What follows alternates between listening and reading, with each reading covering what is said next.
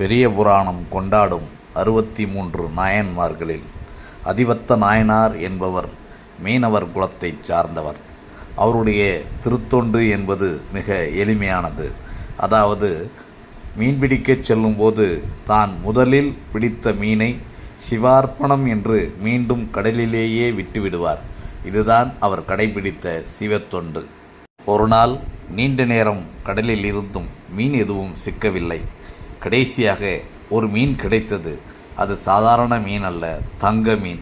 வைரமும் மாணிக்கமும் இழைத்த அந்த தங்க மீன் அவருக்கு கிடைத்தபோது அதுதான் முதல் மீன் என்பதால் அதையும் சிவார்ப்பணம் என்று விட்டுவிட்டார் கடலில். கிடைத்தற்கரிய அரிய தங்க மீனை மீண்டும் கடலில் விட்டதற்காக அவரது கொள்கை உறுதியை பாராட்டி சிவபெருமான் ஆசீர்வதித்து நாயன்மாராக்கினார். கடலில் நடக்கும் அந்த ஐதீக திருவிழாவைத்தான் பார்க்கிறீர்கள்.